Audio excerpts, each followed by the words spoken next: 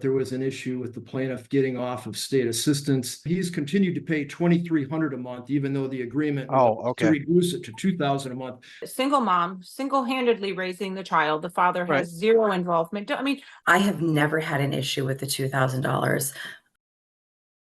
Matter of Masterson, now Andreason versus Yardley, case number 1C. Mr. Hess, I've read your motion. Is there something that you'd like to add to it? No, I think the issue is pretty simple. I mean, there's been a long delay since we reached this agreement through email, which I certainly think is binding under the court rule. MCR 2.507G. Yeah, I mean, we had done lump sum payments in the past outside of the front of the court, but there was an issue with the plaintiff getting off of state assistance. And so we just really need this order entered. It's been just a long delay.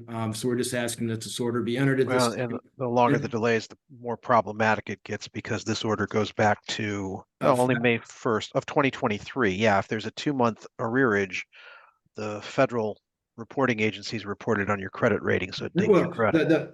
The problem is my client has actually paid the old amount through the front of the court. So he's continued to pay $2,300 a month, even though the agreement was to reduce it to $2,000 a month. So that's why in the UCSO, I put that he will pay $1,700 a month until his overpayment is corrected. I think $1,700 a month is what the front of the court recommended after their investigation. So, Miss Forsyth, what is your input on this? I didn't get a response. Well, because I'm sitting in here with Ms. Andreason as a professional courtesy. She has been represented by Connie Thacker until probably yesterday or the day before, when Connie withdrew. Ms. Andreason intends to, if need be, intends to retain Wade McConnell to represent her. But this is all, I had asked Mr. Hess if he would adjourn the motion a couple weeks, but he won't. This has been pending for over a year. Why would he adjourn? Well, we need an answer here, and he attached the emails. This is an agreement between parties. Well, here's again. I'm not. I know you're sitting in, but Ms. Forsyth said she may represent Wade McConnell, but I don't think I have a choice under the court rule. I've got evidence that this is the agreement. This was the agreement last April. It has now taken a year to get this in place, and it needs to be put in place. So I'm going to follow the agreement of the parties. I am going to grant the entry of this child support order just to move this along. If she would like to object to it using Wade McConnell, they'll have to explain to the judge why the court rules do not apply. Yeah, no, I understand. I guess the one thing we would ask, and Cindy, please interject, because I obviously don't really know the background here. All I know is, I did speak with Cindy yesterday, and she has no issue with the $2,000 a month. She said she actually never even got that. She's fine with that. Her issue is, here we have the single mom single-handedly raising the child. The father has zero involvement. I mean, our issue is to still make her pay the money back. No, it's not being paid back. It's backdated, and that's why the child support is reduced until it's paid, until it comes to zero. If there's an arrearage, he would have had to pay it. If there's an overpayment, then it has to be, the child support is reduced, and it's only being reduced by $300 a month. And since he's agreeing to pay almost $3,000 more than what the child support guidelines indicate, she's not coming off much worse for the wear. Cindy, do you want to throw in your 2 cents here? Because you obviously know the background here, and I don't. I completely agree with Dan Hess, and that this can has been kicked down the road. I have never had an issue with the $2,000. I put something in writing in February stating, to Connie's office, yes, I'm still on board. Let's proceed forward. I have no issues with this. A month later, she called me and said, okay, where are we at? And I said, my position hasn't changed. I'm aligned with the $2,000 per month. We all agreed on that. And she said, are you receiving support at this time? I said, I am. In fact, I'm receiving $2,300 a month. And she said to me, my advice to you is to sit back and leave it if you're getting the $2,300 a month. Well, and there's a consequence to that, because he's overpaid.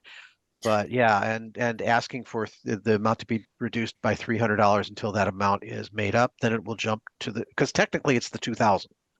It's just lowered by a monthly amount until the offset is made to zero, and then it goes to the back. It's going to be at the $2,000. Okay. So I'm completely aligned with the $2,000. Nothing from Attorney Thacker has ever been presented to me. Okay. Multiple emails I followed up with her to say, where are we at? Like, I feel like we're kicking the can here. So much so that, I mean, even last week, I got the motion sent to me out of the blue, and I said, why is there a motion? Like, who's fighting? I'm aligned. Let's go. Yeah, so well, then it's not a fight, and I'm going to agree with you, Cole. All I'm going to just enter this. The one thing, referee, that I wanted to bring to attention, I'm in the process of negotiating a new job offer, which was the reason that I requested. Your pay is irrelevant to this. Okay, to explain it mathematically, he is set at 0 overnights. What the guidelines do is they calculate how much you would pay him if he had full custody, and it calculates how much he would pay you if you had full custody. Then it offsets using the parenting time. Sure. And normally 0 to 70 doesn't do much, or I should say 1 to 70 does very minimal changes because they don't want people arguing over every other weekend, sometime during the summer and every other holiday. But anything times 0 is 0. So there is no offset by your salary. Okay. I could cut your salary in half. I could double your salary. Anything again times 0 is it. So this is based 99.99% on his income only. Okay, that makes sense. Childcare expenses will be a large portion of this, which is why I was hoping to not waste the court's time now. And then once I have the job offer in place and I'm paying childcare, she's 8 years old. Summer started last Friday. There's going to be going to have to be reassessed due to daycare. Yeah, the costs. Okay. I know. I tried to call Attorney twice. I wrote a note to your clerk. All right.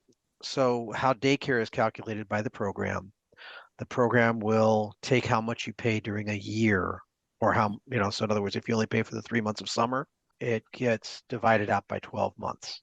So you may pay, let's say $300 a week for 8 weeks. That's $2,400. That's $200 a month. Okay.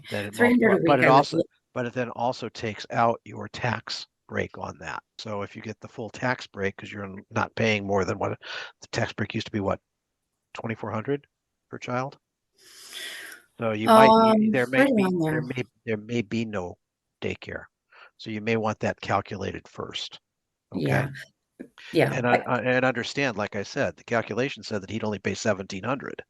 You throw daycare in there and it throws out this agreement. So it may come into exactly where you're at. Talk to an attorney. All right, just in case. I'm just trying to help and explain. I'm trying to also explain to the attorneys, because sometimes the nuances, which I see frequently, they don't. So, and sometimes I have a lot of attorneys that are arguing over nickel and dimes. And you're getting more in attorney fees than you're going to pay than nickel and dimes that are going to occur to the changes. So make sure you know what you're asking for before you ask for it. Mr. Hess, I'm going to grant your order and I'm going to set this in place. Okay. All right. Thank you, Your Honor. Thank you. And Ms. LeVay, I've got the UCSO here signed. I'll need my signature sheet for the back of it. Do you need me to present you with anything further? Nope. I think the UCSO modification is appropriate. Okay. All right. Thank you, Your Honor. All right. You take care. All right. Yep, you too. All right. Bye, guys. Have a good weekend. Take care. Nice seeing everybody. Take care, everybody. Okay. I'm confused. Like, if everybody was in agreement, why wasn't this signed a while ago? Her gross monthly income for purposes of child support is $14,235.66 per month. She does have a $136 per month deviation on her child support and didn't actually pay any child support until I believe it was October of last year. You're saying that you would be unable to pay $1,000 plus the $500 a month for reunification. That is correct, Your Honor. I subsidize the care and welfare for my elderly mother who lives in Mississippi. Based on her financial affidavit, she's got a surplus of $4,000 a month.